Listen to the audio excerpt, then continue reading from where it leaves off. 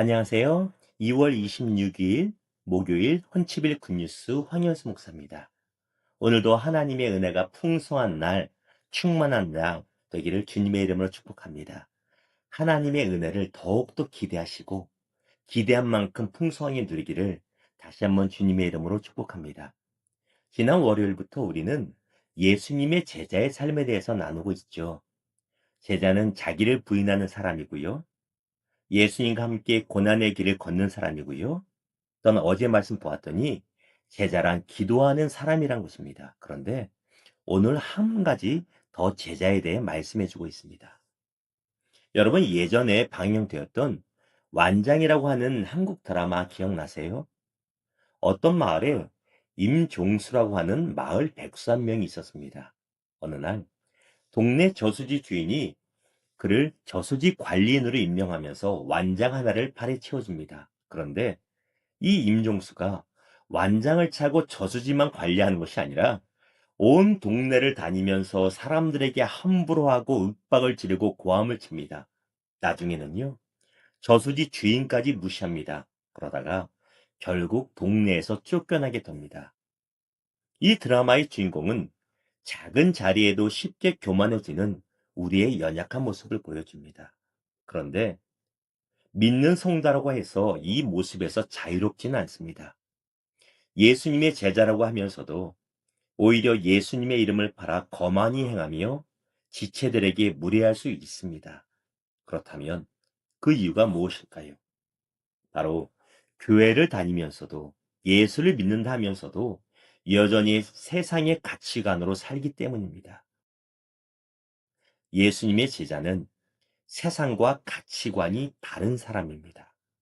이것이 오늘 말씀의 원포인트입니다.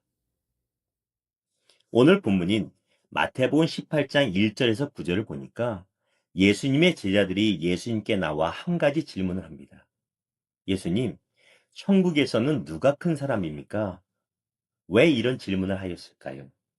제자들은 적어도 2년 정도는 예수님을 따라다녔습니다. 또한 예수님의 제자라 불렸습니다.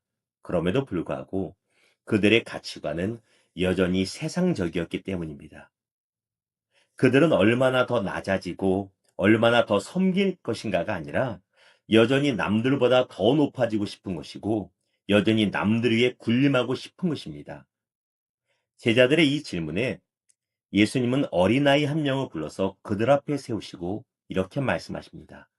3절에서 4절을 보니까 너희가 돌이켜 어린아이들과 같이 되지 아니하면 천국에 합당하지 않다. 또한 어린아이같이 자신을 낮추는 자야 천국에서 큰 자가 된다고 하십니다. 하나님의 나라에서는 자기를 낮추는 자, 겸손한 자가 더 큰 자인 것입니다.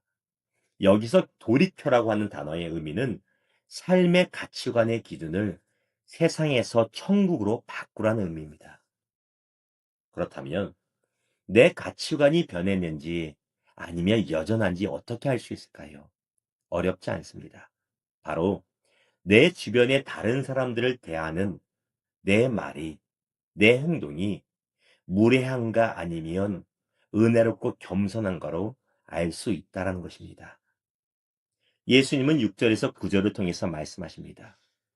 사람의 연약함으로 인하여 때로는 나의 말과 나의 행동으로 다른 사람들의 마음을 아프게 하고 실족하게 할 수는 있다. 그러나 그렇게 하는 자에게는 화가 있다라고 경고하십니다. 우리가 잘 아는 찬양 중에 주님 마음 내게 주소서란 찬양이 있습니다. 아시지요? 보소서 주님 나의 마음을 선한 것 하나 없습니다. 사랑으로 안으시고 날 새롭게 하소서. 주님 마음 내게 주소서. 나를 향하신 주님의 뜻이 이루어지도록 주님 마음 내게 주소서. 사랑하는 헌치빌 식구 여러분, 이 찬양의 가사가 우리 모두의 마음의 소원이자 우리의 기도 제목이 되기를 소망합니다. 예수님의 제자는 가치관이 다른 사람입니다. 남들 위해 높아지려는 사람이 아니라 오히려 다 낮추고 겸손한 사람입니다. 기도합니다. 주님, 이 시간 저의 마음을 정직하게 주님 앞에 내려놓습니다. 사람들 앞에 더 높아지기만, 더 섬김받기만 원했던 제 마음이 아닌지 돌아봅니다. 예수님의 제자로서 예수님의 겸손함을 닮아가는 제가 되도록 성령으로 충만하게 채우소서. 오늘 예수님의 향기를 내뿜는 사람 되도록 도와주소서. 예수님의 이름으로 감사하며 기도합니다. 아멘.